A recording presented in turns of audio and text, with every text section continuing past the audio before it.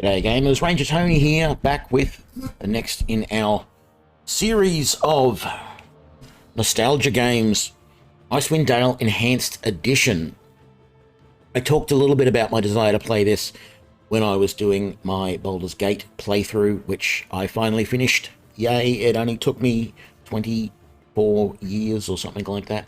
I don't know if I'll finish Icewind Dale, to be honest. It is quite a bit longer than Baldur's Gate, from what I can see, or at least you expect your characters to be about twice the level that they were in Baldur's Gate. I originally thought that maybe with my Baldur's Gate playthrough we hadn't gained enough experience, but did some searching online, and yeah, level 7 is about what you expect to be when you do that, so that's all well and good. Now, Heart of Winter seems to just be, well, there is a separate module, but there's this whole thing in this Icewind Dale Heart of Winter expansion stuff that you're supposed to play the game multiple times. I am not going to be doing that. And a lot of the guides talk about the sorts of builds you should use for the game with the plan of playing it multiple times with those same characters. I think what some people do is they play it like, because if you have a multi-class character and you get them to level 30, it's all about these achievements you can get, right? So there's an achievement that you get, for example, if you complete the game in Heart of Winter mode, which is this super hard mode. There's another one that you get if you play it solo, and there's another one that you get if you get a multi-class character, in particular one that has 3 classes, like Fighter, Mage, Thief, for example. If you get that all the way up to level 30, I'm not trying for any of that. So we're just going to dive into Icewind Dale. They say that history is the greatest of all teachers, and that tales of past deeds define who we are in the present, and what we shall be in the future. It is said that such tales shall, with each telling, illuminate us all with the light of truth. I shall tell you of such a tale. It is a tale quite familiar to me, for I have spent nearly a lifetime piecing it together and chronicling it here within this book. For years I have pondered its passages, studying every line, committing each word to memory. Perhaps now, in the telling of it, I shall at last find the answers I seek. Our story takes place in the northern region of Faerun, known as Icewind Dale. It is a harsh, frozen land, cut off from the rest of the world by a wall of jagged peaks called the Spine of the World. For centuries, the icy plains of the Dale have been home to the barbarian peoples of the Uthgard and Regedman. Huddled together in small, closely knit tribes, the barbarians lived simple lives, free, proud, and fiercely independent. Until the day an archmage named Ericon came to Icewind Dale. With an army of mercenaries, Ericon sought to conquer the north and force the fierce barbarians into slavery.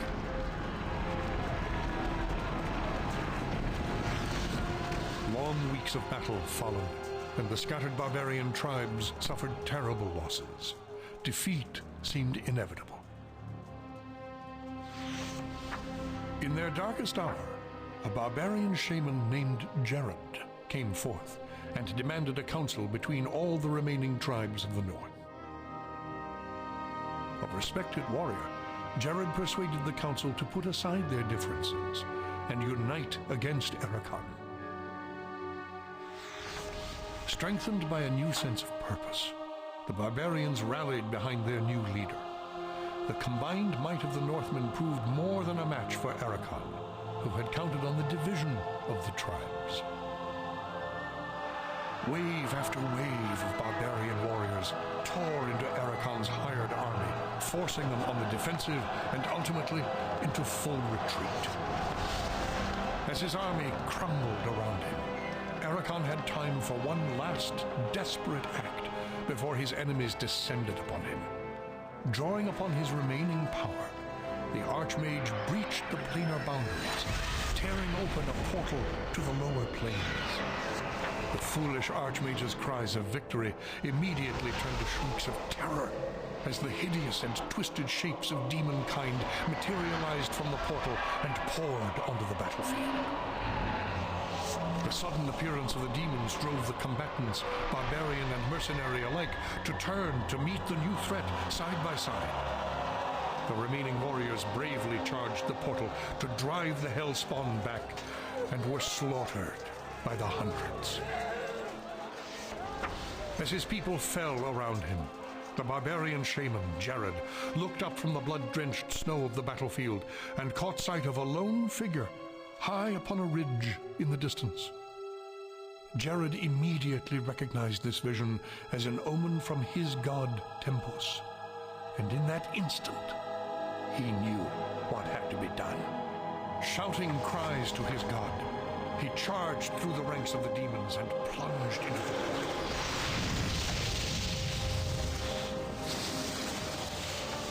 As Jared's blood fused with the energies of the portal, an explosion of white light engulfed the battlefield. When the light subsided, the demons were gone, and the portal was closed. In its place hovered a disk of solid stone. Frozen within the center of the disk was Jared's body, locked in his final moment of agony, in his final moment of triumph for all eternity. But that is not the end of our tale. It is but the beginning.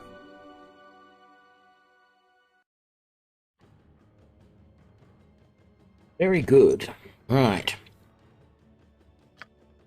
I attempted to pre-generate a character, but I'm not going to use it. So they give you a bunch of different characters as the default layout, and you could just as easily go with this, and it is a Berserker, which is a subclass of fighter, a Cleric Ranger, so that is elf or half-elf, half-elf,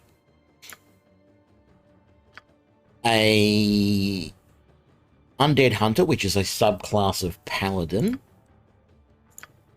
a Fighter Thief, a Halfling Fighter Thief.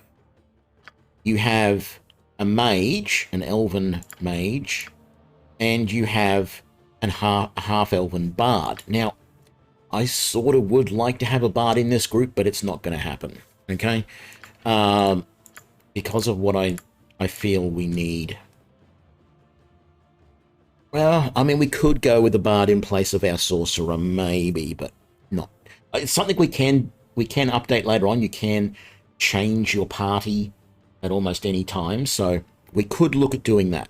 But I want to just go with what I've got. So I've got a plan on the other screen of what character layout I want. Now, if you'll read a bunch of guides, as I was saying at the start of the episode, a bunch of the guides out there will tell you to heavily multi-class your characters. So, you know, having a lot of fighter mage thieves, fighter clerics, cleric thieves, mage thieves, all these types of things are really recommended, but I don't recommend that. I'm going to have a couple of them just to try it out, but yeah, the other thing is that some of the classes that I wanted to play are not really recommended, but I'm going to say just do it anyway. You know, it doesn't really matter. The biggest thing that I've heard about the game is hit hard, hit fast. That's the way to get through this game. And I feel that in a lot of cases, pure build characters are better at that than multi-classed. So let's go through the plan. And I'll just build them all and talk about them as we go. So my main character is going to, well, sort of be modeled on me, of course. We are going to be heavily ranged, but not unlike our Baldur's Gate playthrough where I rarely wanted to switch from range combat. I am going to try and do it a little bit more. When enemies get in close, we are going to switch to melee, because our characters are going to be a little better set up to do that. Not that my characters in the Baldur's Gate playthrough weren't. My archer wasn't really, but most of my other characters were not too bad set up for melee, but we'll see how we go. Okay, my main character is actually going to be an elf. So that guy sort of looks elvish, and he's got arrows and he's got swords. So yeah, that'll do. Now I've chosen elf because we get a +1 to hit with bows, short swords, and long swords. So that's going to be a nice little advantage for us. The thieving type abilities don't really care about. The +1 to dexterity is also going to be nice. The -1 to con is going to be a little bit of a pain in the butt, but I'm hoping at some point we can pick up like a manual of bodily whatever it is that gives you an extra point of constitution, and see how we go from there. But we're going to be an elf. And then class, rather than going ranger, archer, as I did last time, the archers do get a little bit of extra damage overall with their arrows, but they can't wear metal armor. So this time we're going to go down the fighter route, and I think Wizard Slayer is a good option because you get a nice little group of bonuses. Unfortunately, though, the only magical items I can use are weapons and armor, so that's going to limit me on things like rings and necklaces and boots and cloaks and braces and stuff like that that can help my character out. The successful... This stuff is nice, but it really isn't that great, to be honest. Actually, as I say this, I'm almost feeling like I should just go back to a plain old fighter for this build and not even bother with this, because it is true. When you hit with a weapon, when you're attacking a spellcaster, particularly from range, the hope is they're not going to last long anyway. So, but I guess this adds a little layer of difficulty. So we might as well do it. The magic resistance is not going to help. Not going to be hugely an advantage. So we'll see. We'll see how we go. So Wizard Slayer, neutral good, as most of my characters end up being. Abilities. Now, you're going to see some very interesting variations in roles as we do all of this, because you'll notice that this character is going to be finding it very hard to even roll into the mid-80s, right? And yet some of the other characters that I pick, the Paladin, the Fighter Cleric, the Fighter Mage Thief, they're actually going to and there's a Cleric and a Sorcerer. Some of them are going to have easily getting rolls into the 90s. And that's because some of those other classes have limitations on stats. So, for example, as a cleric, you have to have, I think, a wisdom of 13. So it'll actually bump the wisdom up 3 or 4 points automatically for you, which adds 3 or 4 points onto your roll.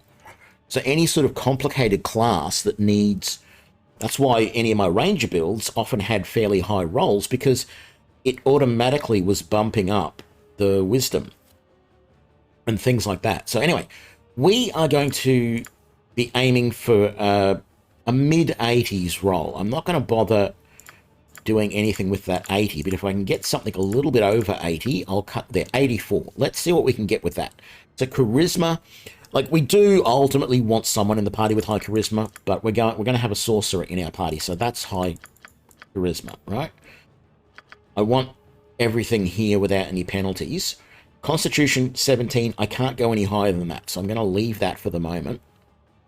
This is going to be primarily a ranged build, so I want dex as high as possible, and we can actually go to 19 here, and we have just enough points to get an 18 strength value. And 1840 is okay. I would have liked something up like the 1870s, but that's all really good. So I'm happy with that. I could store and try and get a higher than 84, but I think I'll live with it. I'll just head on from there. Skills. We get our 4 points that we can put into weapons and styles. So we're definitely going Longbow. So we'll put 2 points into that, and we get a bonus to Longbow because we're an elf. I could go Longsword, but I've actually planned for... Well, my Paladin could go Greatsword, couldn't they? And I could go Longsword.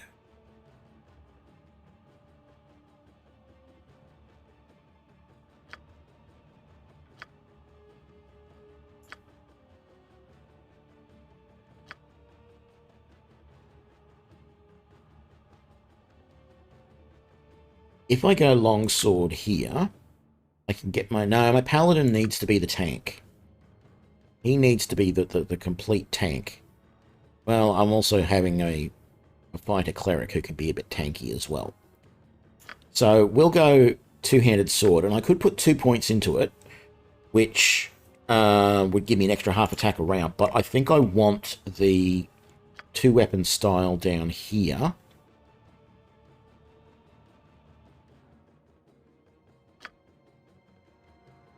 There. I think that'll be good.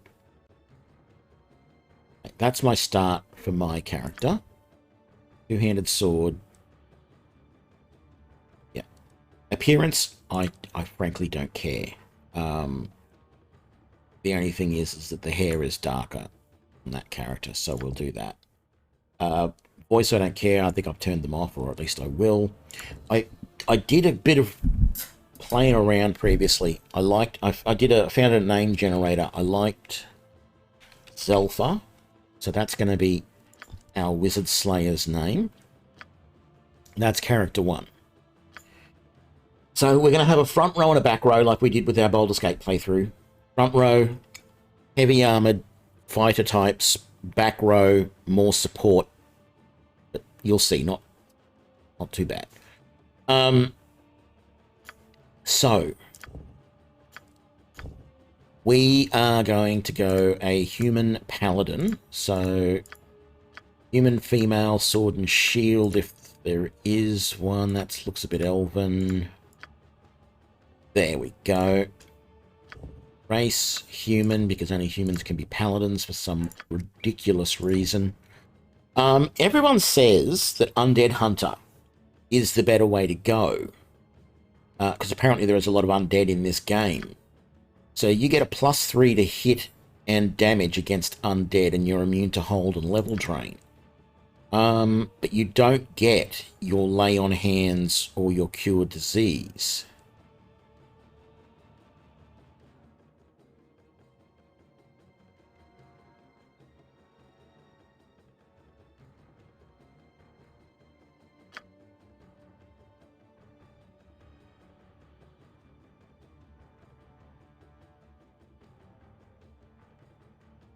I mean, the lay on hands is a good thing to have, but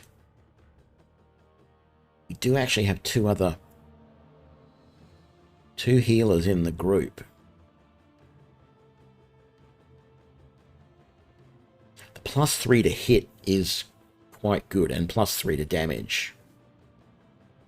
Yeah, let's do that. I wasn't going to, but I've changed my mind. We are going to do Undead Hunter. Awful good, of course. You can't be anything else. Let's see what 83 ends up. Charisma. Is charisma going to be as useful for this? It won't even let me drop that charisma down. Wisdom, it would be nice to have some wisdom on this character. Let's leave. I can't even go less than 13. Radio. No, this is not going to be a big enough roll for what I want. I need higher than 83. Let's store that just in case. That's 85. I want even higher than 85. We get 86 is still not quite what I want. Yeah. Because I can get that to that, but that's not... I'll store that. I mean, I could drop that and that. Go to that. But I want better than that. 90. Okay. Okay, let's have a look.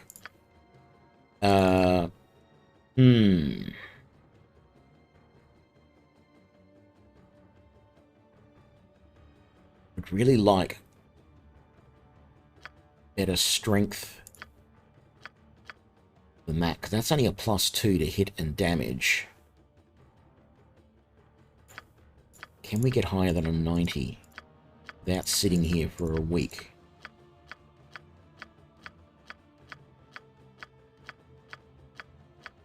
$93. There we go. I think that's going to get rid of a lot of our problems.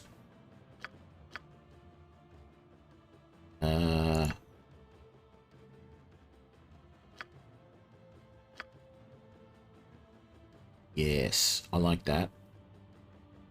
I like that a lot. I mean, I'd love that to be 18, but it was never going to happen.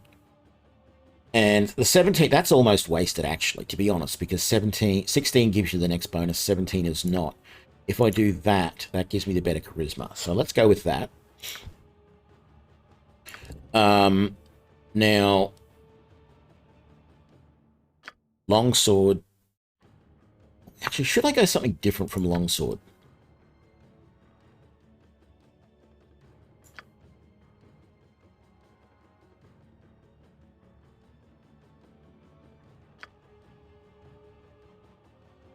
No, there's going to be lots of longswords in the game.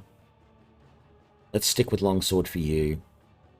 I'm gonna give this character a crossbow, and we'll put 2 points into that. Actually, we might only put 1 point into that to begin with, and then we might put 2 points into sword and shield style, which bumps the AC. That's only against missile weapons. Still. Yeah, let's do that.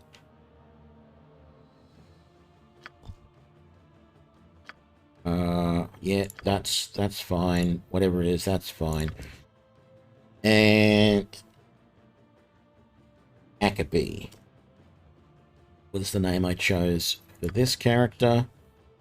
Step, so there's our Undead Hunter. Third character. This is going to be... Like, I was thinking about making this character just initially a fighter.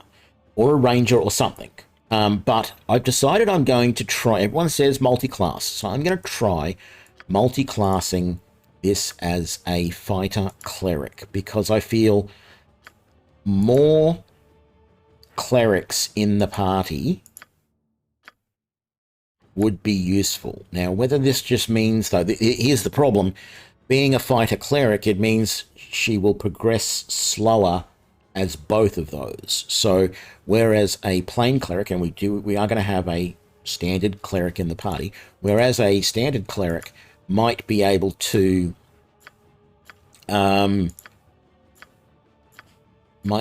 get to a certain...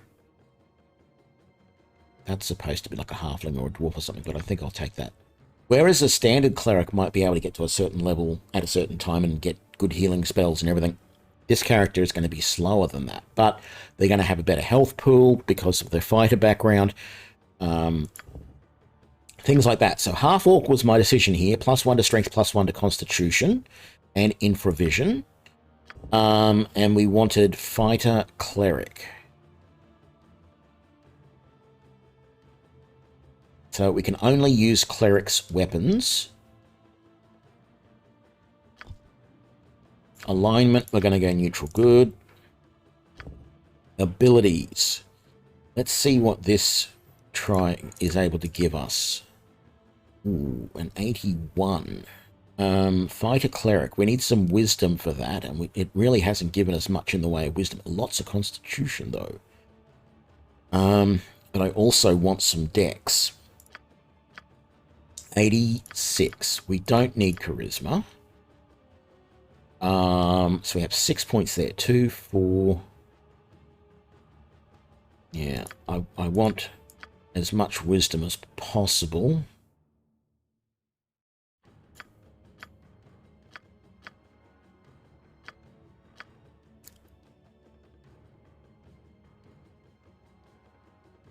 Let's store that. See if we can get higher than an 86 without spending too long at it. Because the one thing that getting Constitution to 19 means that you regenerate health over time. It is a wonderful ability to have. But it is a bit of a waste to put that extra point above 18 at the start on a character like this, when that extra point could potentially be so much better in another plot. So let's see what we can get. Come on.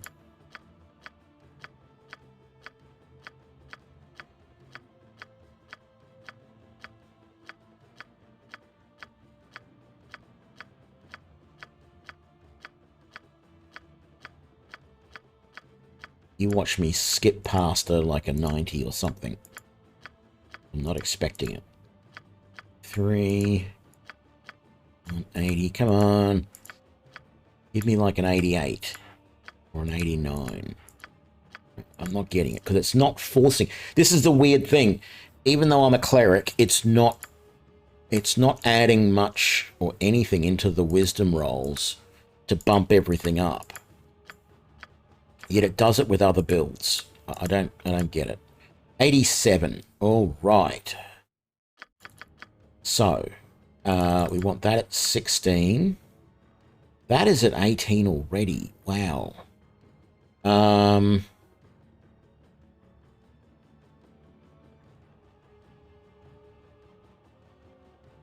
It almost feels a waste to put that strength that high.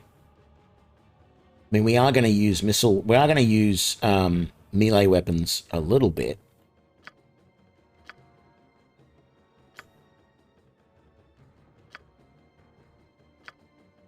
Let's do that. I think I'm happy with that. I want to play someone with the 19 charisma. Okay, so we are a fighter cleric, which means we can do all the fighter stuff, but we are very limited in the weapons we can use because we are a cleric. I'm going to take flail as the weapon. We're also going to put a point into sling because we're going to be using slings a fair bit. And we are going to be sword and shield, so we'll take a point into that. Do I put an extra... I might put the extra point into flail for now.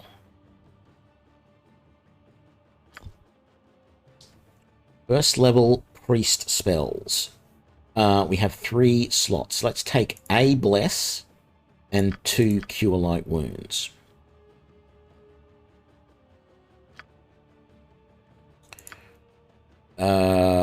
Sure, the skin color, though, we might go like that. And the hair color, we might go like that.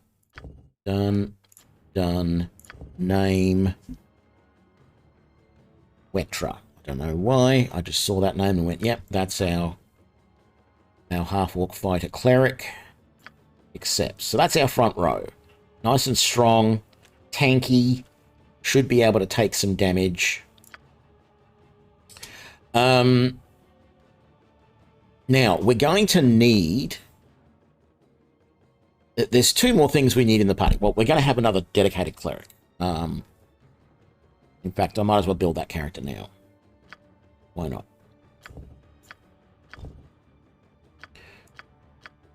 Oh, damn it. I should have used that as my Dwarven cleric.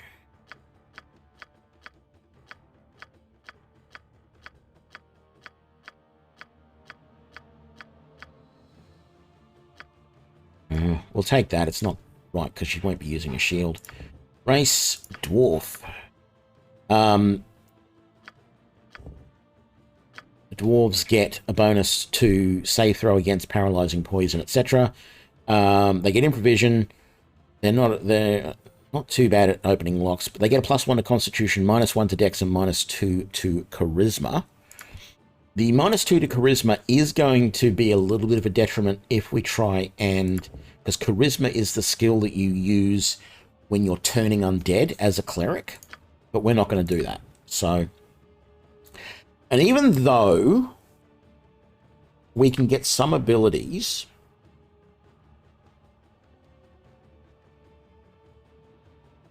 So we were using... Branwen from our Baldur's Gate playthrough was a Priest of Tempest. So she had the Holy Power and the chaos of Battle once a day that we used to use. Priest of Tyr.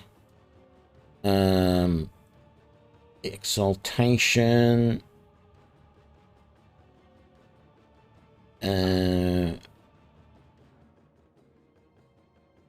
And Divine Favor. Lothander. Hold Undead. Boon of Lothander. Master a bonus and +1 bonus. Also protects the recipient from level drain. Priest of Helm. Seeking Sword.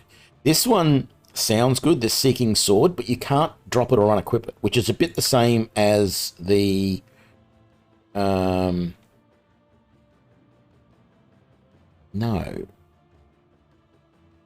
The Tempest one don't get that. Anyway, I think we'll stick with the plain old Cleric and just go with that. Alignment, neutral good, done. Abilities. Let's see what we can do here. 81. Let's try for a bit higher than that, please. Come on. 83. What can we do with that? We don't need intelligence. We want as much constitution as we can. Oh, look, we can go to 19 here as well. Would have liked a bit more dex, mostly for the armor class, but we are going to be using a sling as well.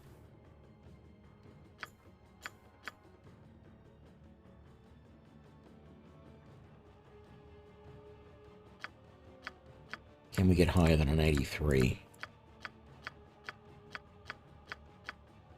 85?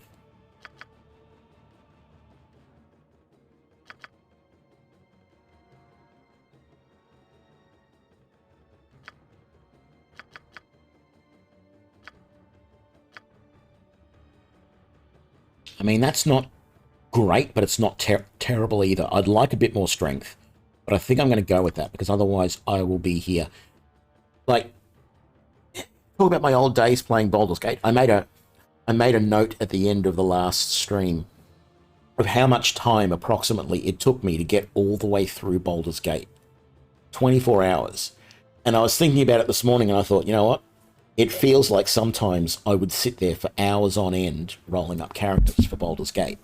And it felt like I would almost spend 24 hours getting the perfect character. Because you'd want to, can I just get, give me a 92, just once. I just want 190, and you keep clicking until you get that 92. And then you go, right, that is the character that I can then build. But you would literally sit there for an hour just clicking away, trying to get that one roll that was higher. Anyway, our pure Cleric. Warhammer. Sling. Sword. Oh, he's only got 2 points to begin with. Okay. But she is going to eventually have Sword and Shield style as well.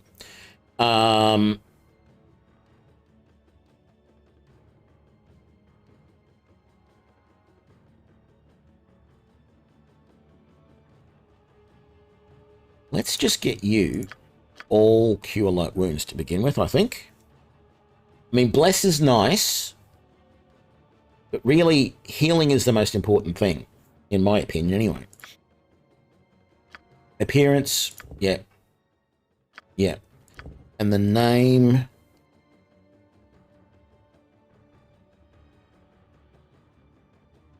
Undenelyn.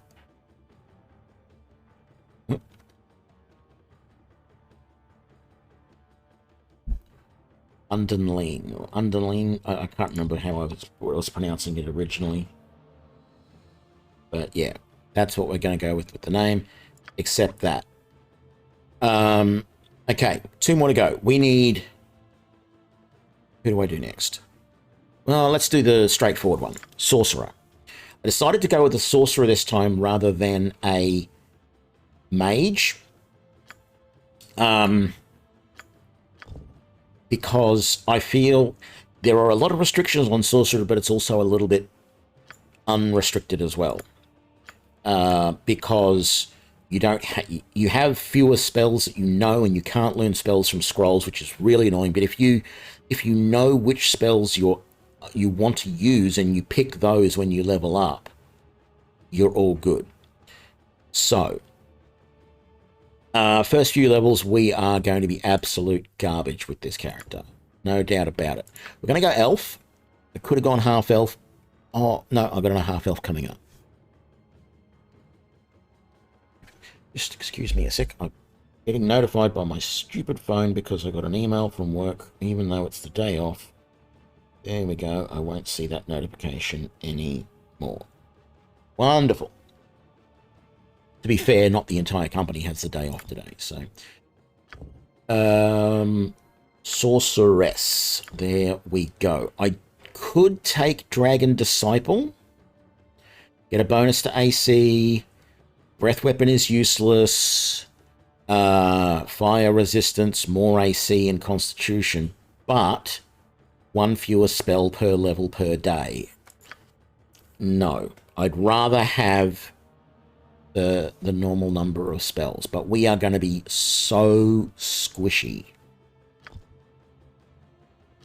We might go Chaotic Good for no other reason than everybody else in the party is neutral good except for our Paladin so far. We just need Charisma and Dexterity. Charisma, Dexterity, and Con are the big ones we need here. 85. I mean, Wisdom would be useful. Some Wisdom, if I can throw a bit into Wisdom, I will. I could get that to 19. I'm not going to. So that gets me to 16 Charisma. 17 there. No, I don't need the Strength.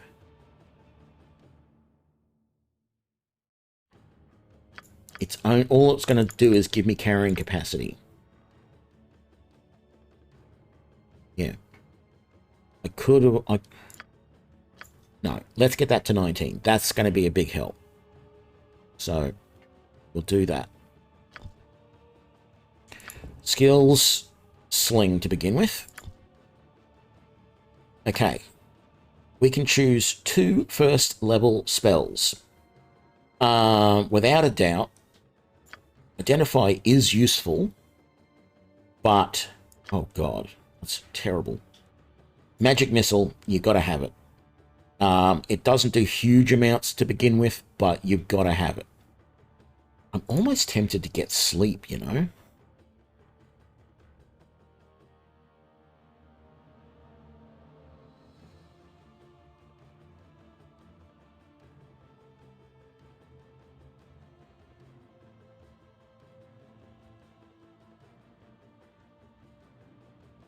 But there's too much of a chance.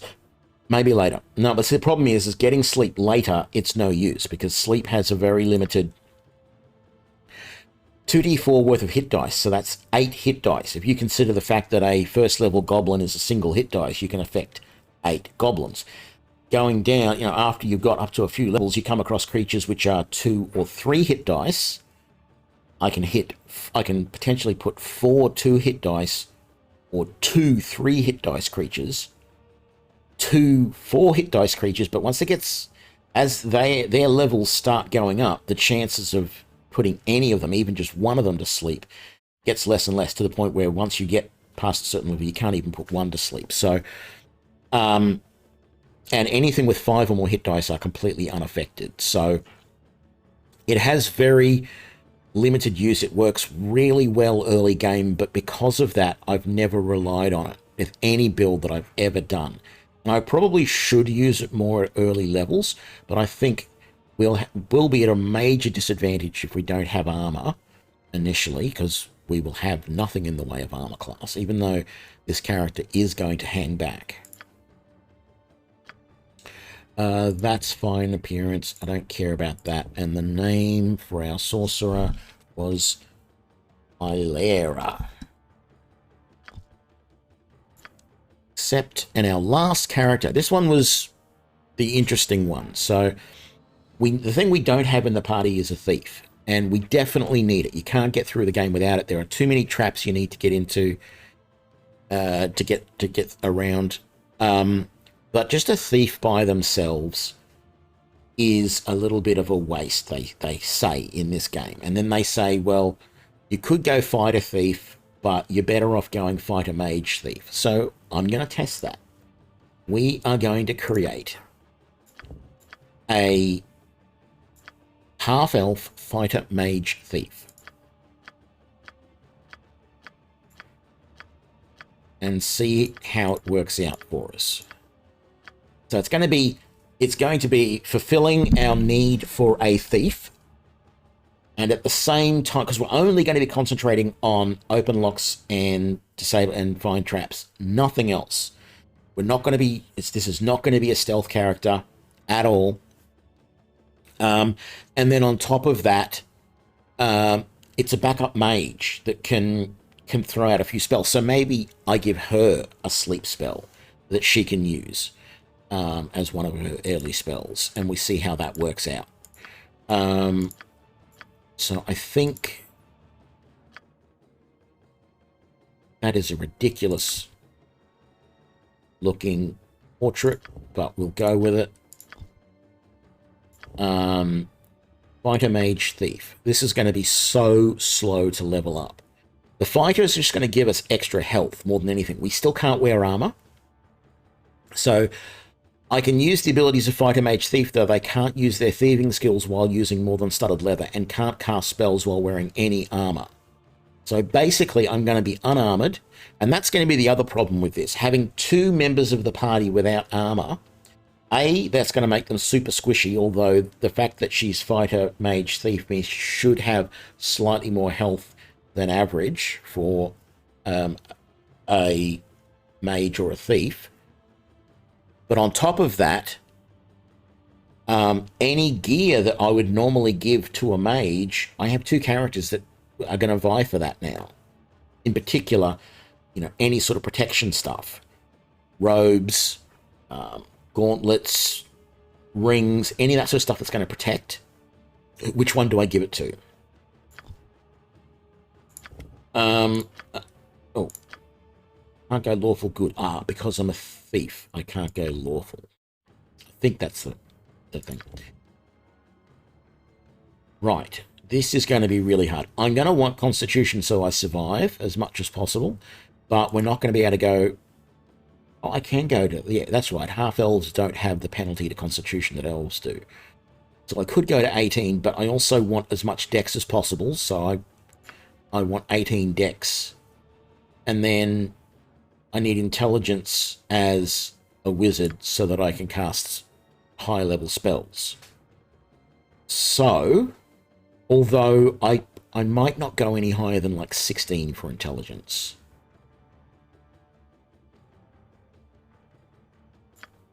So, actually, something like...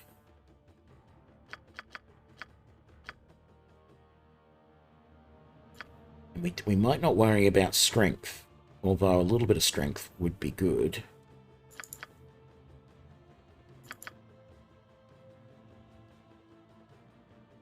So you know what? 4 more. If I can get to around 84, I'm going to store that roll. But if I can... Oh, an 88. Well, even better.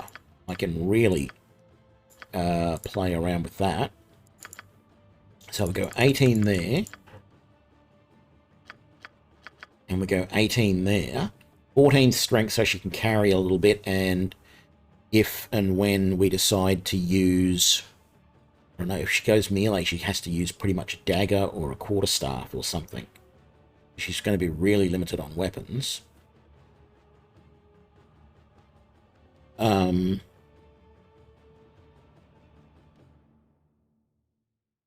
Yeah, no, that's good. A little bit of wisdom to help with some saving throws. I can't drop any of those down, but I've got 40 points. So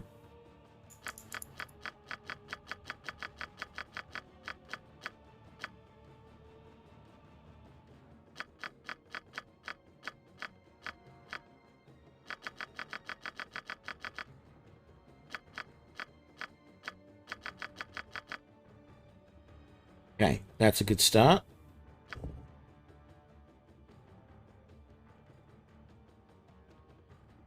Oh, no, I do have much more weapons that I can use. That's really good. Okay. We're going to go with Crossbow as our missile weapon. I don't have to be limited to Shortsword as a thief. Oh, very good.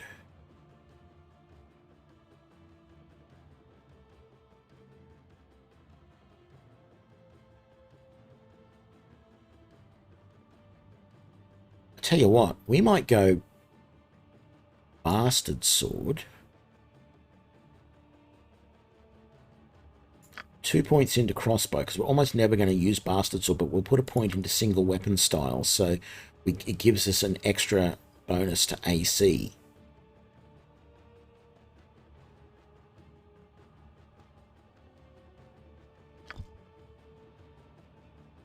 What spells? Identify, I might even keep that in the list, but it only gives me 2 spells, doesn't it?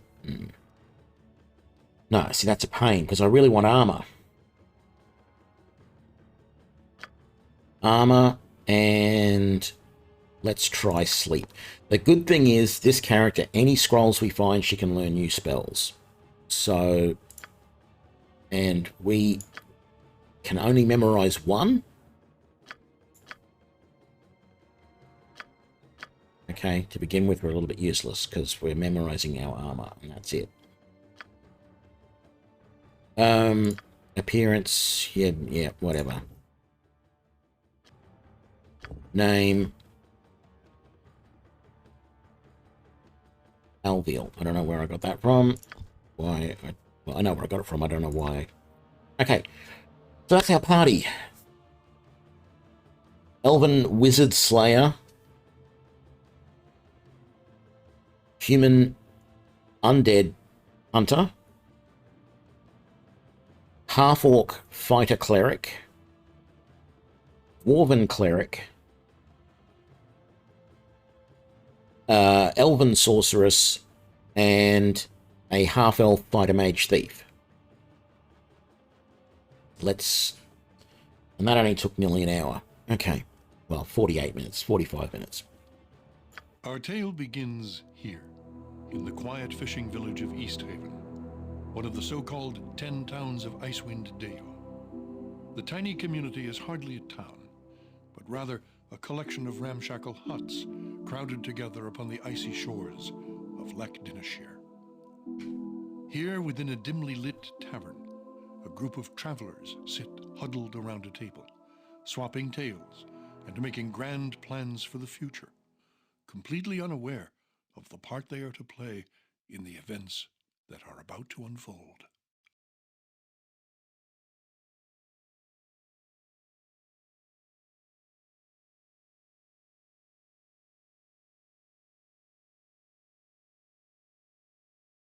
Okay. What's this? New face in town, eh? Well met, stranger. The name is Hrothgar, originally of Hillsfar. But now, after years of traveling up, down, and under Faerun, I am content to call this town my home. Who might you be? Greetings, Hrothgar. My name is Zelphar. Well then, welcome to Easthaven. Whatever your business in these parts might be, I would offer you this small piece of advice. While you're in my town, you do well to be on your best behavior. No, Klebism. My pizza orders are very simple. I'm not very involved at all. I usually just order straight from the menu. These folk are under my protection, and anyone who would seek to do harm to them in any way shall answer to me. That said, I'll let you get back to your cups. I'm sure you've had a long journey, and you'll find there's no better way to shake off the cold of the road than by downing a few mugs of Grisella's best. And if you're in need of lodging, I would recommend talking to Quimby over at the Snowdrift Inn, over on the east side of town.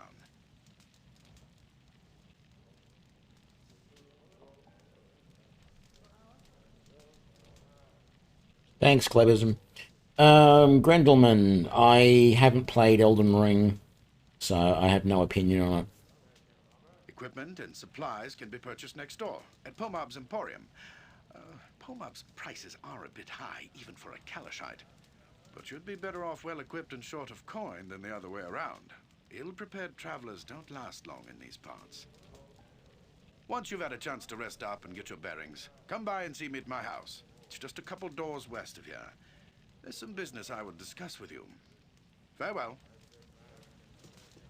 And the reason I have no opinion on Elden Ring is because I run Linux as my primary operating system, and Elden Ring just will not run on Linux, even with the Proton engine, because of the anti-cheat software that they have built for it.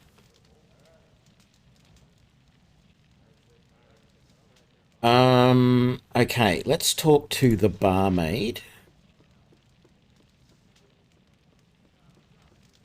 Okay, so Elden Ring is for jocks, and I need to play it. So here's the funny thing. In Australia, we don't have the idea of jocks. And strangely enough,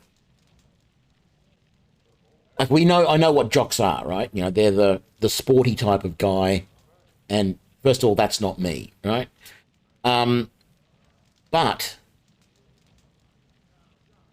I'm assuming that the reason they're called jocks is because they have jock straps. Well, we don't really have those in Australia. I mean, we probably do, but they're not as common in, you know, for sporting purposes and stuff like that. But what we do call jocks is underwear, briefs. It's all very weird. Anyway, it's neither here nor there. That's not much to do with this playthrough. I just thought it was interesting. Okay, so if we talk to, I know this. Look, I know a little bit about the start of this game, and that is it, because I've played the start enough. So this is Grisella. She operates this. If we ask her about a drink, what do you have? Well, she's got a bit of a problem. You've run out of everything. And she's got a bug problem. And we will see about the pests. Now, we all have quarterstaffs on us. We could go down into her cellar right here and take on these bugs. How much money do we have? 700 gold. But I don't think it's worthwhile us going down and doing that until we actually get some gear. So let's get ourselves... Oh, actually, no, that's fine. I was going to say we should have bought something there, but we can't. It's pomades we needed to buy some drink from. But worthwhile doing that yet? Might as well. I'll get it out of the way before I forget about it.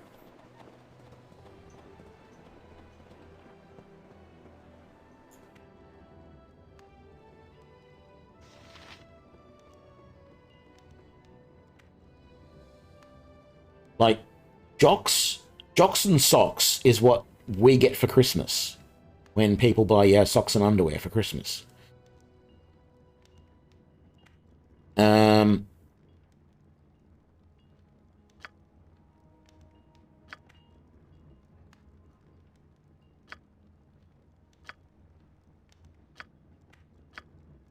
Okay, so get through all of that. Now we can sell all of these quarterstaves. Splint mail. Right, who can... It's just these two that can't. So well, actually, you can wear splint mail, but if you wear it, you can't cast spells. And you're our straight cleric. You're our fighter cleric. Okay, cool. So ideally, I want my first 4 people in splint mail, but he's only got 3 sets of splint mail, and it's a little bit expensive, to be honest.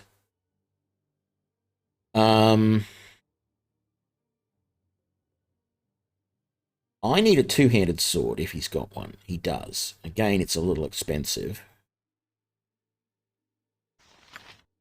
Actually, I need to double check what I was doing here. The thing that I really want for all of my characters is their missile weapons. So what have we got in the way of bows? We do have composite longbows. Okay. I'm going to buy one of those for me. Now, the paladin... Have they changed the composite longbow? Only requires 15 strength now. Okay, that's interesting. And does it do... It just does +2 damage. Okay. But I'm going to give a heavy... Do I want to go heavy crossbow or do I want to go light crossbow? Heavy crossbows can only be used...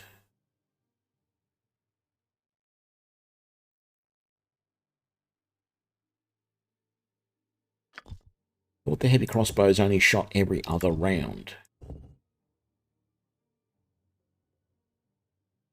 They do +2 damage.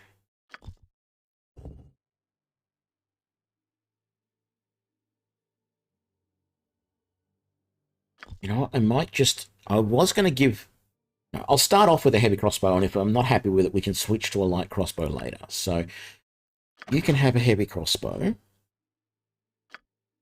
You can't use a heavy crossbow. You're going to have to use a sling. Our cleric is going to have to use a sling. Our sorceress is going to have to use a sling. And our fighter mage thief, I can actually use... Should I? Actually, I was going to... Oh, I already gave her light crossbow proficiency, didn't I? Or gave her crossbow proficiency. I was going to say I should have given her short bow.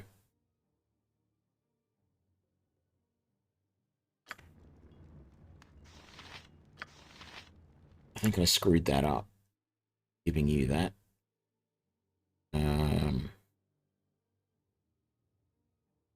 Yeah, crossbow. I gave you crossbow. No, I gave you sling. I gave you heavy crossbow. Who else was it? Oh, the fighter. No, oh no, that's right. Yeah, 2 crossbow.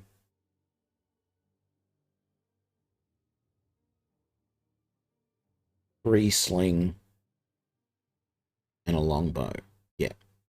Yeah, okay, that's right.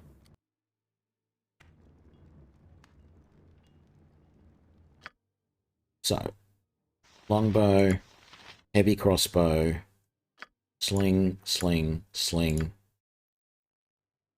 crossbow. There we go. So, and make sure everybody has at least 1 full stack of ammo.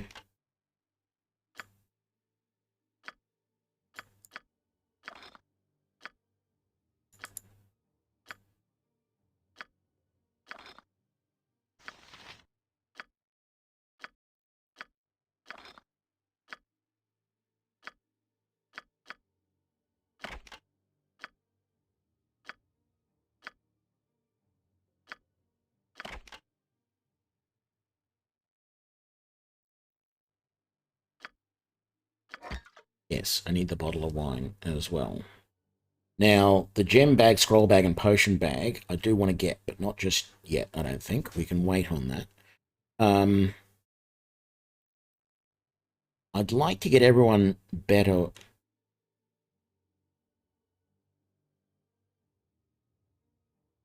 You know, their ultimate weapons that they're going to be using, but I think I can afford to get 2 lots of splint mail right now.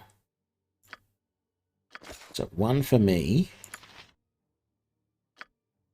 1 for you. Oh, actually, no, I can get a third one here. Yes. Get the third one for you. And then the only other person who can actually wear armor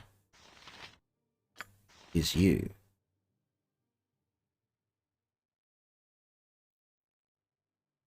And I could just buy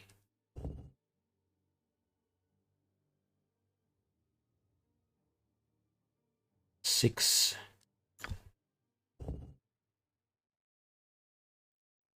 Yeah, I could just temporarily buy studded leather for you, or just hope that keeping you in the back will keep you safe for the first couple of interactions.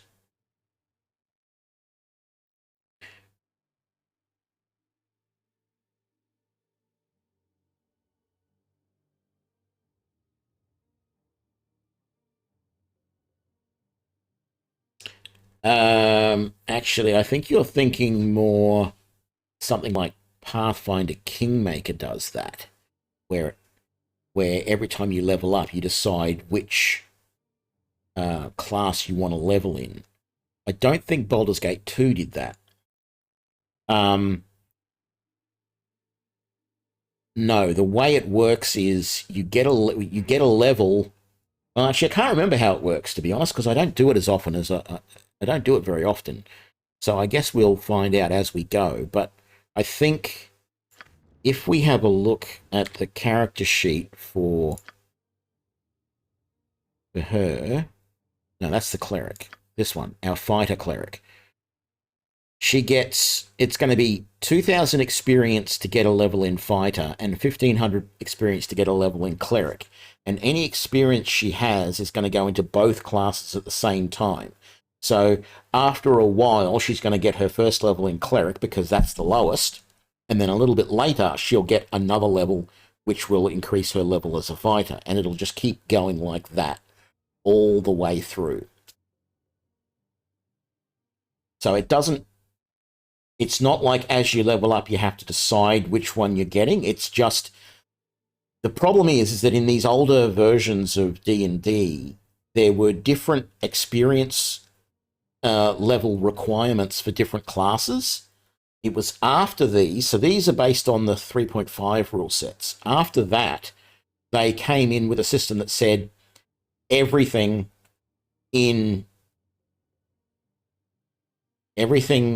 class has the same requirement. That's why when you play something like Pathfinder Kingmaker, if you start all of the characters at the same time, they all level up at the same time, because it doesn't matter whether they're a wizard or a paladin or a fighter or a barbarian. If they all get a level at 10,000 experience points, they all get the level at 10,000 experience points, and that's just it. Whereas here, because each of the classes is different, it takes a little bit longer. And if we look down here, at 1,250 experience points, I'm going to get my level on Thief. At 2,000, I'm going to get my level on Fighter. And then at 2,500, I'm going to get my level on Mage. But you've got to remember, any experience that's coming into this character, let's say we do, we kill something which is worth 600 experience points, right? That's going to be split equally between all 6 members of the group. So my Wizard Slayer is going to have 100 experience points, and his next level is at 200. Our Fighter Cleric, it's going to say that they have 50 points as a fighter and 50 points as a cleric, because it has to split the 100 points that they would get amongst the 2 classes, right? And then our Fighter Mage Thief is going to have 33 points as a fighter, 33 points as a mage, and 33 points as a thief. Actually, probably it's going to have something like 34 points as a fighter, 33 as a mage, 33 as a thief. And so they all just slowly level, and then you get a level and bang. Oh, okay, now my thief experience goes up because I reached that level of experience. As for Baldur's Gate 2, let me just have a quick look. I might I might be able to confirm whether that was different in Baldur's Gate 2.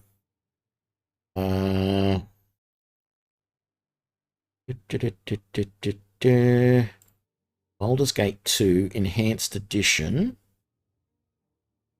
I am pretty sure, but let's see. Game mechanics, classes. Oh, actually, yeah, no, that'll work. Multi-class.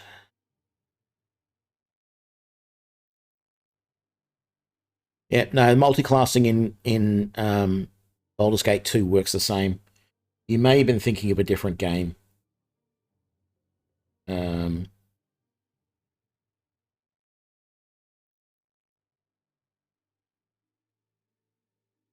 It might have felt like it was asking you to level up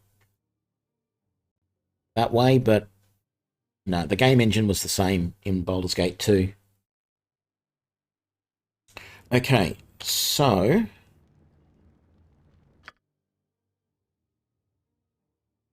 why did I buy bolts and not arrows for my composite longbow? Did everyone else have the right ammunition? They did. Okay. That was silly of me. Where's arrows? Arrows, arrows, arrows. There we go. Buy. Done.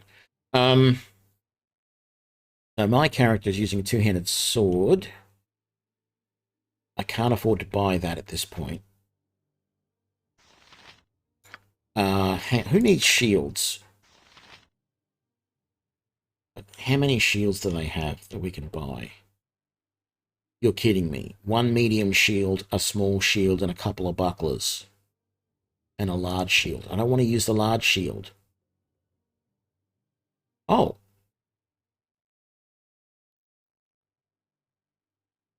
I mean, sure, it needs strength 15, but... Okay, you're going to buy a large shield then. Normally, the large shield gives you a penalty on your hit. So that's interesting, but it doesn't anymore. Yeah, you're going to need a shield. And you're going to need a shield. Right.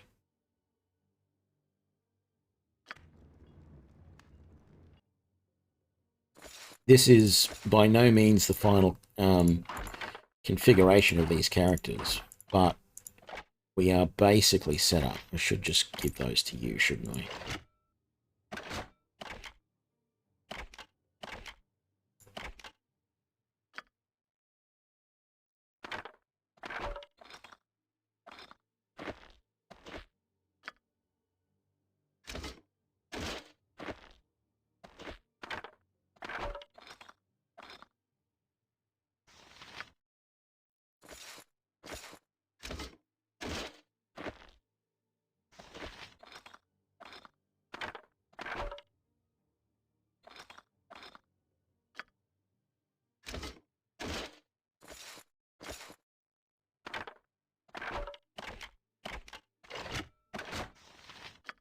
Need helmets for everybody too. But that's a good start.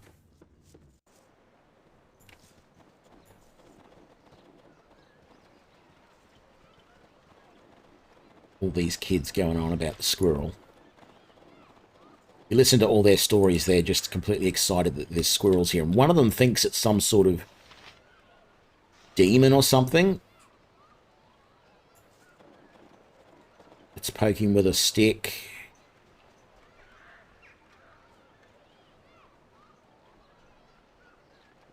Looks like a furry rat.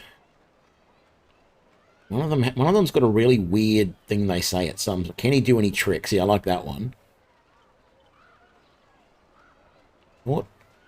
I thought someone had something about it being a demon or something. Oh, dual class. Yes, that's a different way of doing things altogether. Yes, the ability, and that's only humans can do that. Yeah. I should have realized that's what you were coming at.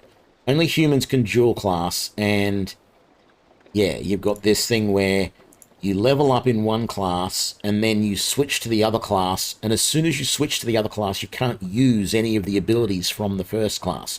So the classic example I always give is everyone in Baldur's Gate. You've played Baldur's Gate 2, so you know that Imoen is dual classed into a wizard in Baldur's Gate 2.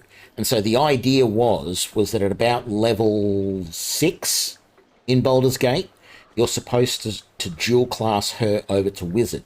But the problem is, as soon as you do that, she's got 6 levels of experience as a thief.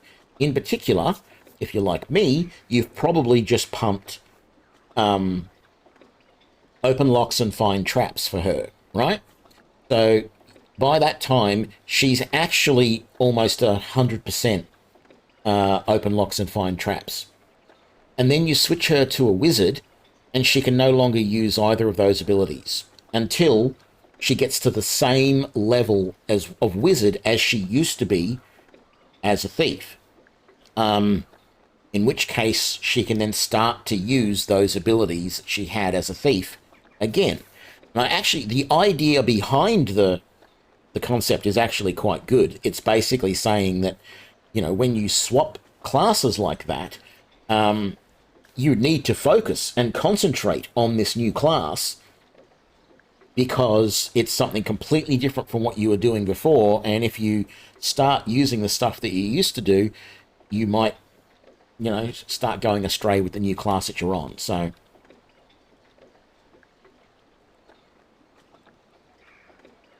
yeah, well, I mean, there was nothing in the game that told you that you should dual class her. It was only if you actually played Baldur's Gate 2 and saw her get to that, or if you read any of the wikis for people that had looked at it. Because you could see her stats. She has really high intelligence.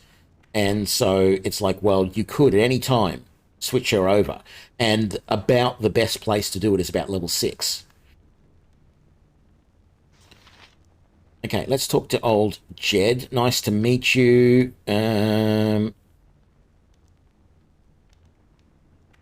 Just do it without liquor. Anything I can do to support your downward spiral. You mean like this bottle? Drink it all. There you go. We get a little bit of experience. And you don't really get any gold for that because he gives you the 6 gold, which is what it cost you to get the wine in the first place. So let's come over here and talk to this guy. So he is preoccupied because he's been dreaming, and he's been dreaming of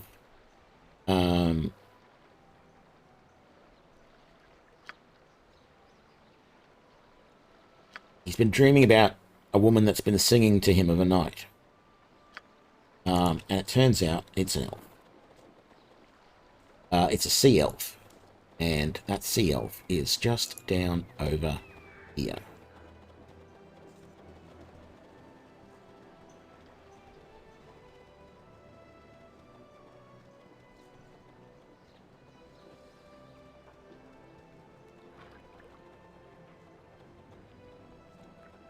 So if we talk to her, you're the woman that Joanne sees in his dreams, or Jonan, whatever it is. Spoke to him recently.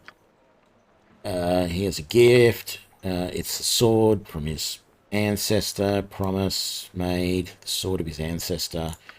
I'll get blade back to him.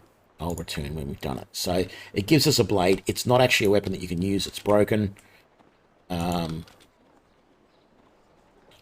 don't think there's anything in this. This is a fishing warehouse. Don't think there's really anything in here. There's people in here, but there's like no loot. No usable loot in here. No. So there's no point coming in. We did it anyway.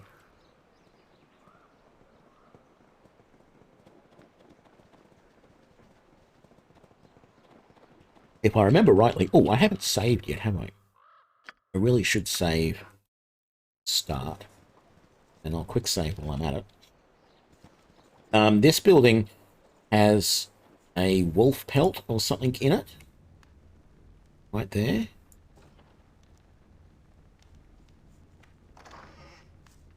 That's worth quite a lot of money, like 55 gold or something like that. So it's really, even though it's stealing, yep, I know. Ooh. Oh, that's closing the door. I see, that closes the door. The chest. Ah, hadn't noticed that before. Actually, we'll come back to this guy here. This guy here who has a quest for us to go in there and kill a wolf. Because I just want to outfit my party just a little bit better before we do that. She doesn't have anything that we can search through, so let's leave. I don't think there's much in most of the other houses in town, to be honest. Not that I remember. No. I've got a feeling there's someone else you can talk to in town who gives you a bit of a quest, but yeah, whatever. This is the church. We're not going to go in there yet. Not a big deal. If we do, but I don't see the point just yet.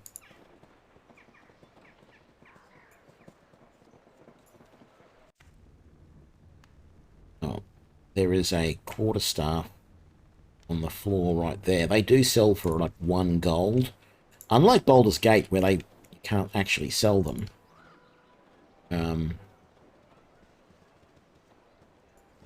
That's not the mayor's house, is it? That one is. Oh, no, we're going in there. Oh, hang on, maybe this is the mayor's house. No, it's not, and no sign of anybody in here. There's no exits, so we'll just leave. Right, let's give this guy the sword.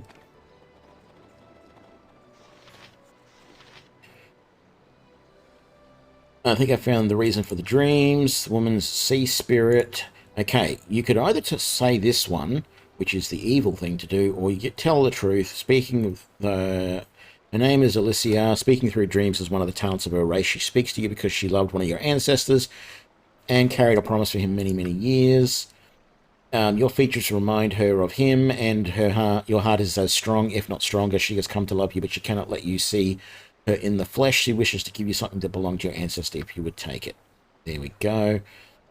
It's the blade of your ancestors, used against the last of the white dragon matriarchs. It lay within the dragon's heart for almost a century at the bottom of the waters. Carry it well, blah, blah, blah. And I'll let her know. So we have to go back to her, which is all good, but we've got... well, we don't have a lot more. We have this that we can sell. The wolf pelt. That's the mare's... Oh, that's that fishmonger. I don't think he has anything that we can... We can't loot anything in here, and he's not really worth talking to, so... Just come back over here. Oh, I think it just went pee. There you go. They think they saw the squirrel pee. So funny. Kids. Right. Sorry, 250 gold. That's why. That's right. That's why that's worth so much money. In that case, I think we should buy chainmail for Undenelyn. Whatever. I had heard when I first sounded out that name, I pronounced it exactly the way I thought it was going to be, and it was perfect. And for the life of me now, I cannot get that name right. Who here is going to be able to wear a helmet? Everybody but our sorceress. Right. Helmet for you. And that helmet matches your picture, so you're definitely having that helmet. Might go... That helmet for you. That helmet for you. And that helmet for me. Now, I want a two-handed sword. You want a longsword. You already have your shield. And you want a flail.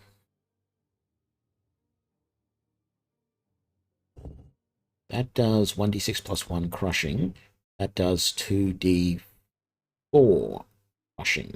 Okay, we want a Morningstar, not a flail. Morningstars do more damage. I think the skill that you've got does either. I'll double check that in a minute. Otherwise, we just wasted 15 gold or 11 gold when we sell that back. Our cleric wants a hammer. That's a two-handed warhammer, isn't it? Oh, no, that's one-handed. Okay. Right. Hammer. There we go. You're good. Now, I think I said bastard sword for her, didn't I? As the single backup weapon she was going to use. But she can't use a bastard sword. Why not? Oh, I've screwed up that build. Yep. I have right royally screwed that up. I gave her skill in bastard sword, but it won't let her use bastard sword because she is... Well, it's sort of letting me do it. I can't afford the selected items. I don't want 2 items. Okay, we're out of money. I didn't realise we went through that money so damn quick.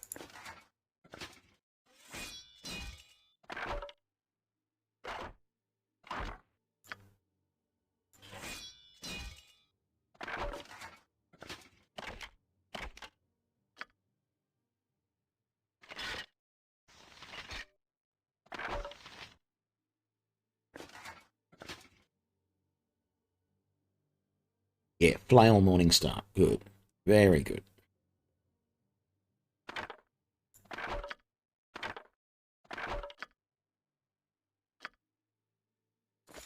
There's your chainmail and your helm, and that's all good. I need to get you a full-size shield later. You can't do anything.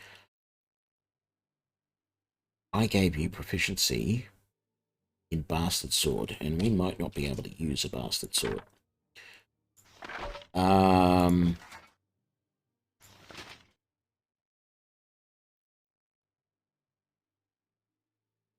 Okay, that's weird. Wearing a helmet. Is that helmet going to stop her casting? I guess I'll have to check in a sec.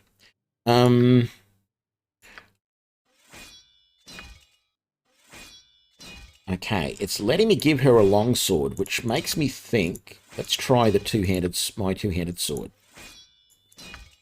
Okay, so the interface... Yeah, okay, she'll be fine. She can use a bastard sword. The interface in the buying screen is a little bit screwed up because she is a fighter mage thief and it doesn't know what she can and cannot use, but she can use the bastard sword. We just have to buy her one, is all. And it's going to take...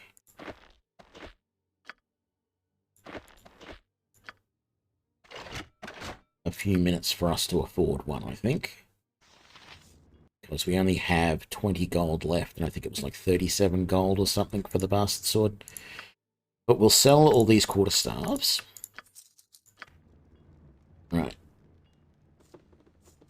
So. Oh, hang on. No, we're going to be able to afford it. Easily. If we go and talk to that elf, she gives us a gem that we can sell. I think it's worth a couple of 100 gold, if I remember rightly.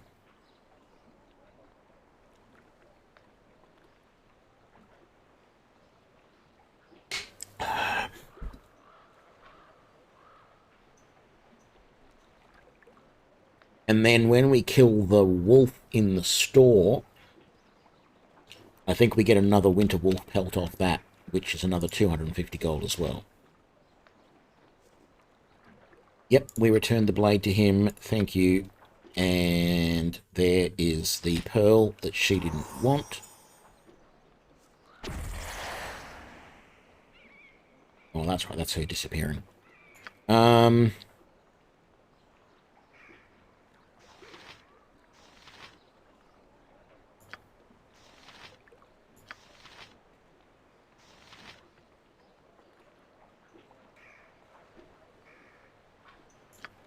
Okay, as a cleric,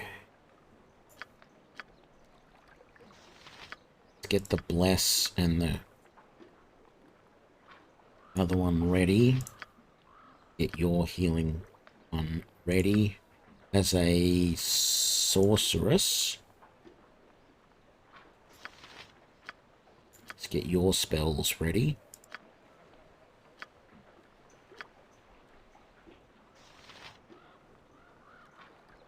And then I can't set a spell slot for you. That's alright. We don't need to worry about that just yet. Okay. Let's come over here, talk to this guy.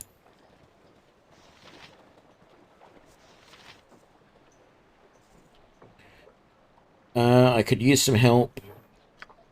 What seems to be the problem? There's a wolf in my workshop. It's a stupid question. What exactly is it you want me to do? It's obvious. He's got a wolf in his workshop and he can't get back in. He wants somebody to get into the shop and dispatch the wolf. So, first things first, we actually need to pick the lock. Is there a reason why you decided not to walk over there and pick the lock? There we go.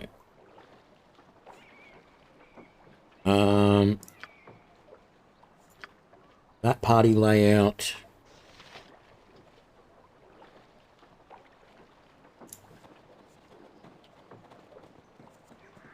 This should be easy, because it's 6 of us with missile weapons against a wolf across the room. Beautiful. Didn't drop anything, though. I thought it dropped another wolf pelt. And there's nothing to search in here, no goodies to get. Maybe he gives us a wolf pelt after we're done.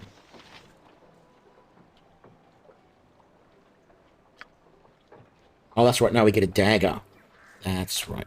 Oh, that's what I was going to do. I was going to have one of the characters use daggers as weapon, because there's a couple of early game daggers that aren't bad. Okay. We still haven't gone back into the tavern and killed those beetles, so let's do that.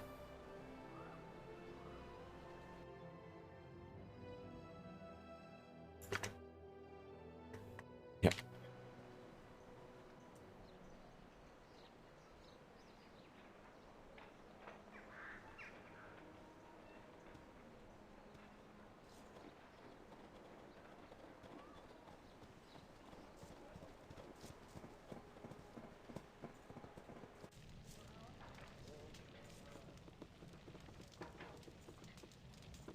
There we go. The only thing that's a little bit hard about this fight is that there's 4 of the damn things, and I mean, it shouldn't be a problem. We should be able to take these out fairly quickly.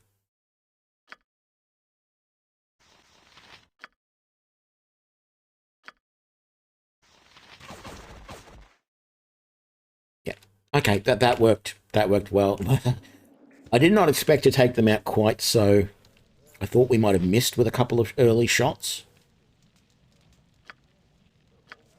And we got some experience and a couple of gold. 5.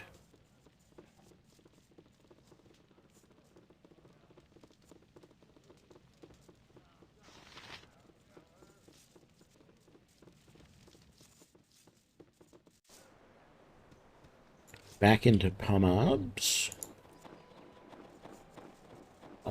whatever it is.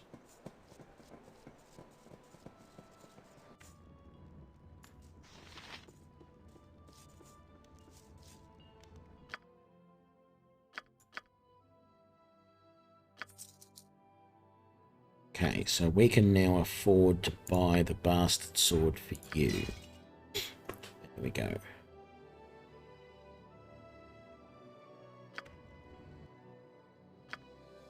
So you've got your backup weapon.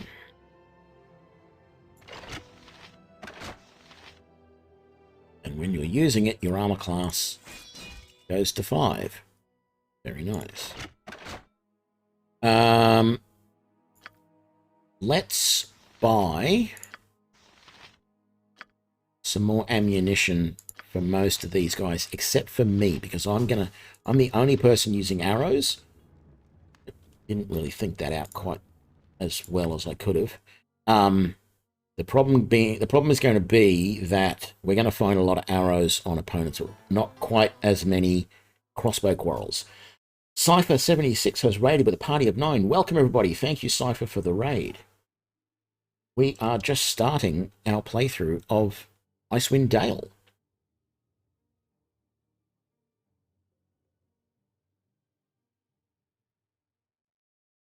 Setting loose the kitties in our chat. Well, welcome kitties. Condo of Doom sounds scary.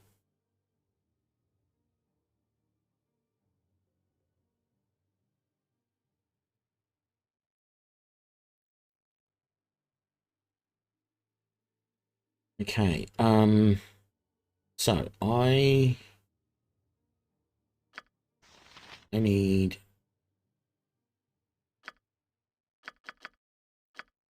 more bolts for you.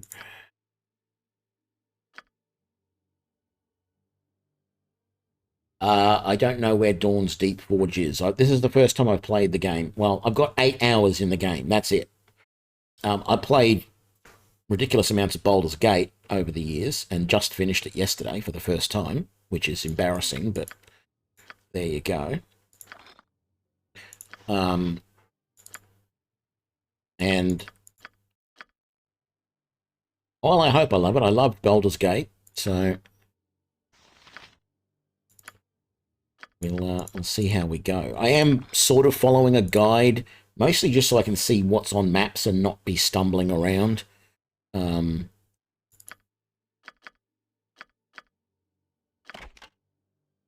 Okay, so that's all of that. Oh, that's right. A gem bag, a scroll case, a potion bag.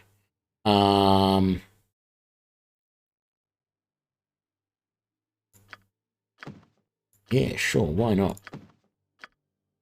Why don't you carry all 3?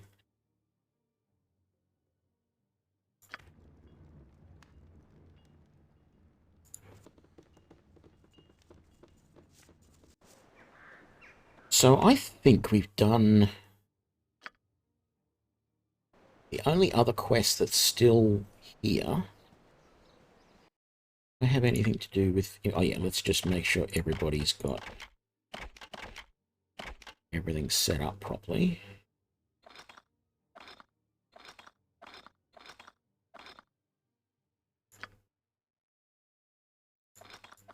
Do it this way.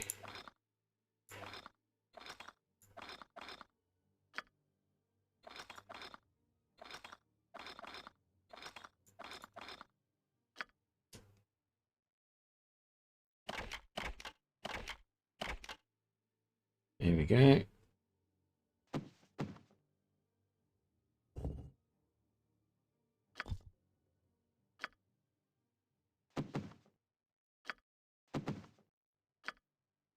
I thought there was an ammunition case as well. Maybe I have to buy that somewhere else.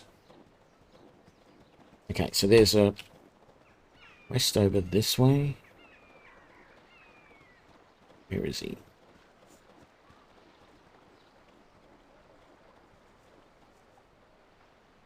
Where's the kid? I thought he comes to you before you even get to the end. There he is.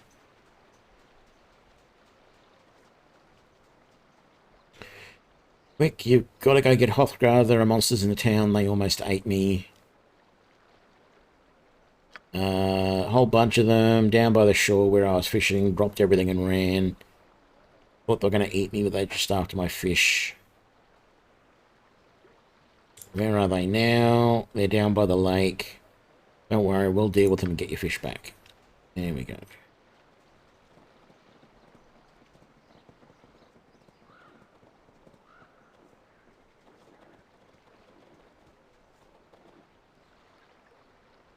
Okay, there's one. Stop right there, everybody.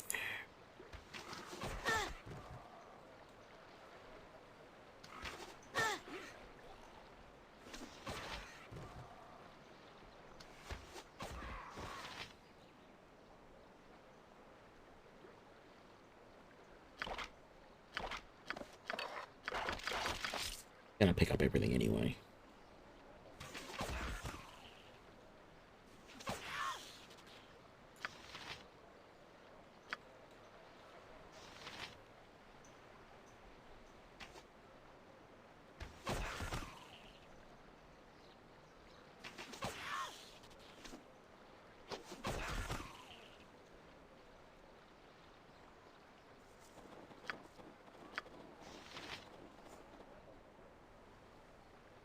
Actually, that's what I haven't done yet. I haven't set up the scripts for everybody.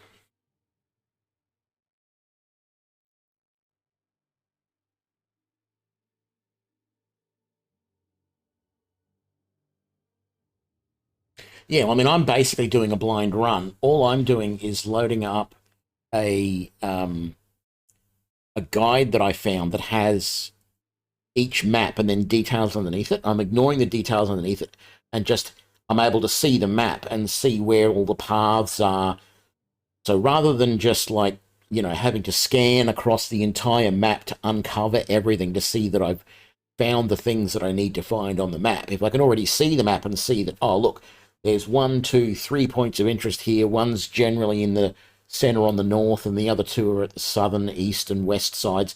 I know just to make for those points. It makes it a lot easier and quicker when I'm streaming. Otherwise, it just gets super boring when, you know, all I'm doing is basically walking my team across the whole map to uncover every bit so I can be sure that I've found the things of interest that I'm supposed to find on that map. So, yeah. Anyway, setting up scripts. I got to check. No, I don't. Excuse me. I don't want.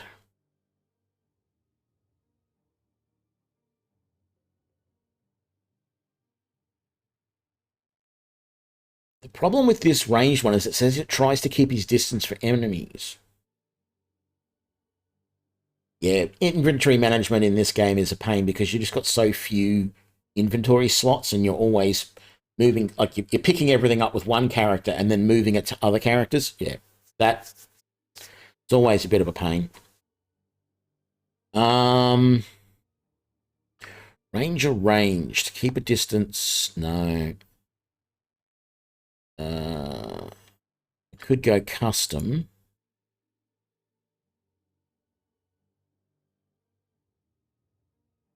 Let's try the ranged for each of these guys. Yes, you're the Undead Hunter. Customize scripts. There's no Paladin ranged.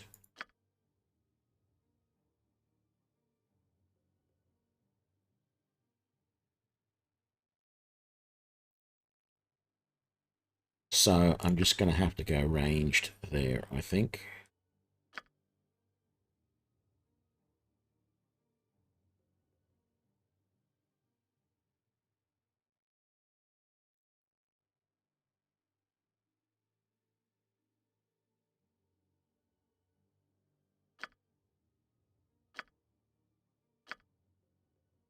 Now, our fighter Cleric.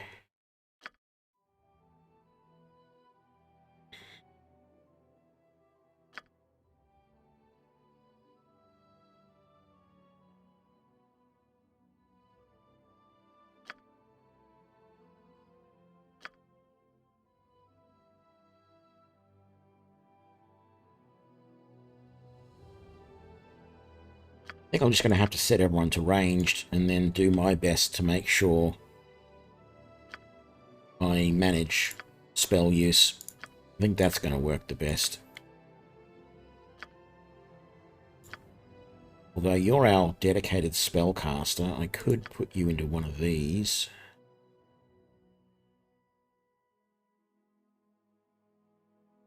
No, let's just leave you in ranged for the moment.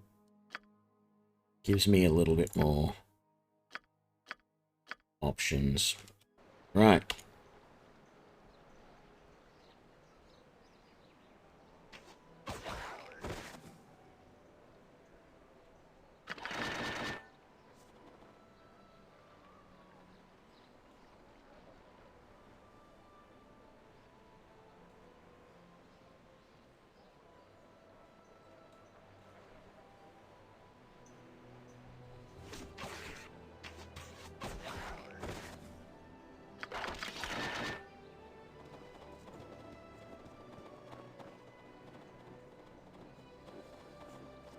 Make sure we didn't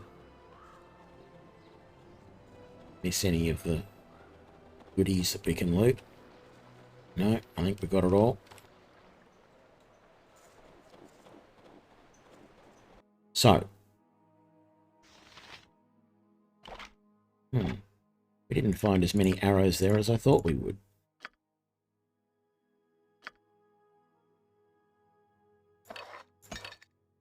Did find a healing potion, though.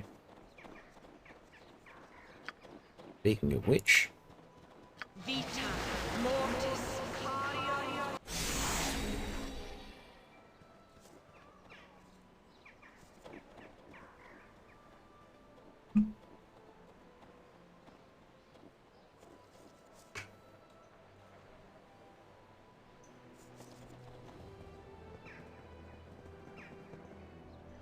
Oh, the kid's back there.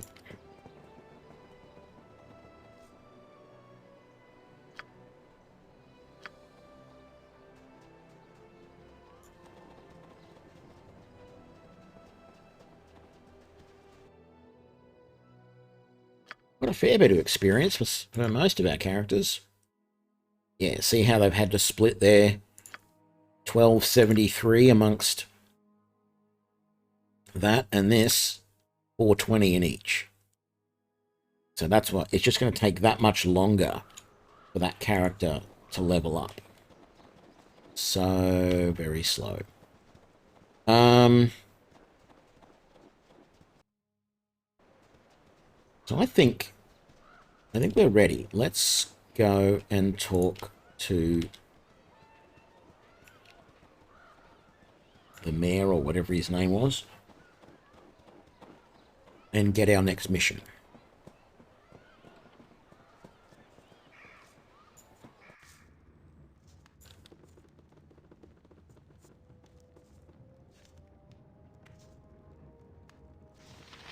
Well met, friend, and welcome to my home.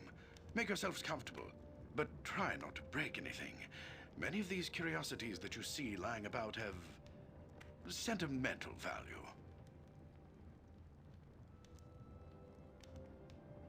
Where'd you get it all? Oh, they're all remembrances of my adventuring days. Little trinkets and the like that I picked up here and there. More keepsakes than valuables, really. Leftovers from my days of fortune and glory. Adventuring days, so you're retired then. Semi-retired, actually. This region is still untamed and fraught with many dangers.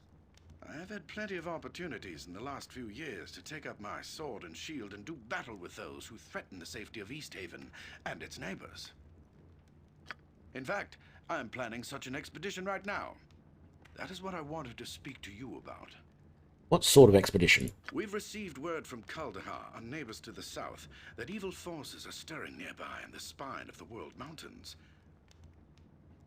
I am organizing and leading a party from Easthaven south to Kuldahar Valley to investigate. You look to be capable enough. Perhaps you'd like to join us. What say you? Sound exciting. Count us in. Excellent. Glad to have you on board. I plan to assemble the rest of the expedition and set out for Kuldahar within a few days. With storms brewing in the mountains, I'd rather we depart sooner. But there are matters that require my attention here about town. What sort of matters? Perhaps we can help. Actually, now that I think about it, maybe you can help. Pomab, the local shopkeeper, has recently expressed concern over the rapidly thinning stock of his store. He's been complaining that the regular caravan from Caer-Dineval is long overdue, and that if they don't arrive soon, he's sure to be out of business. Now, normally I take Pomab's whining with a grain of salt, but with heavy snows on the way, it would be best to make sure that caravan makes it through. Again, I'm asking stupid questions. I want you to find that caravan. Leave town by way of the South Bridge and scout the hills west of Loch Dinnershire, between Easthaven and Caer-Dineval. Caravans always stick close to the shoreline this time of year. Once you find it, see the caravan safely to Easthaven. In the meantime, I'll assemble the rest of the expedition and make the final plans for our journey. Return here as quickly as you can. We must make for Kuldahar Pass while the weather is favorable. Good luck. Safe journey. Farewell.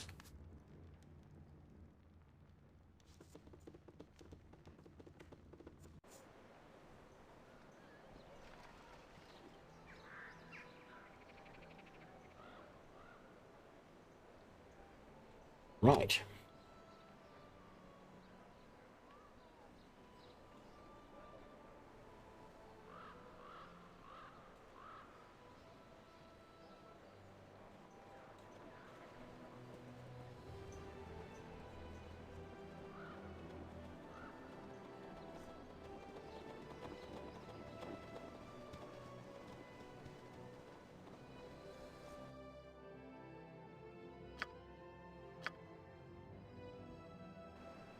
Go find the caravan.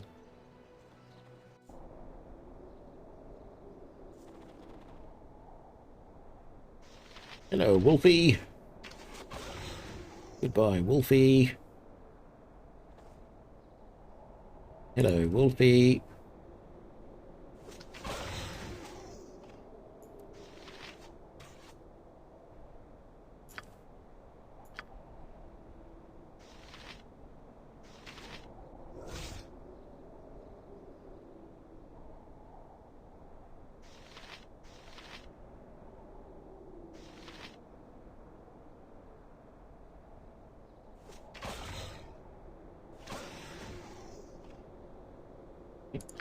Strange, I didn't even attack it.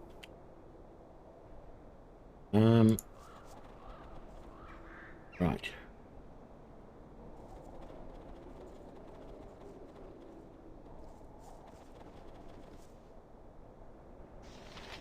Orcs.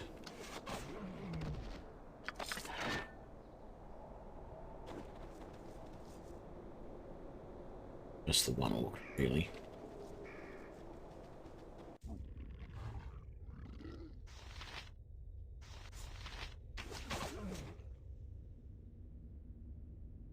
You don't have any spells that are useful yet.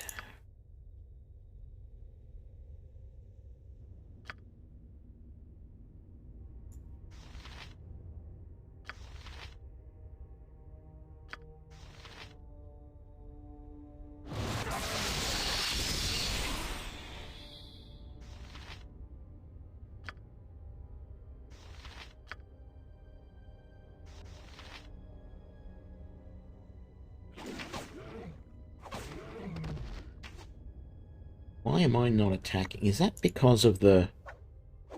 No? I say, is it because of my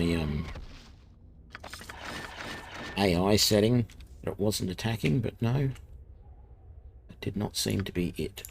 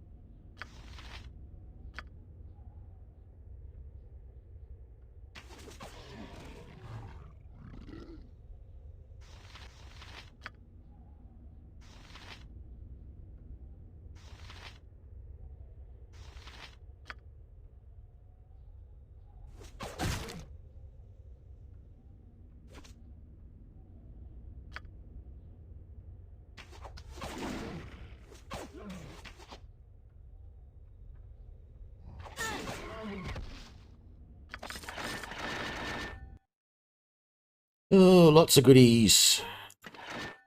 Actually, who has the best? I'm the only person with really good strength in the party. That's a pain in the butt. That really is. Starting to wish I had made sure that these two guys also had 18 strength.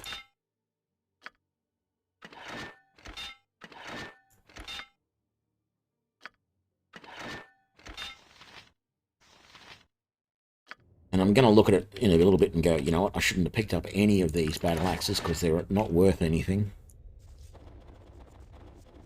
But early game, I've got to pick up everything. It's a waste.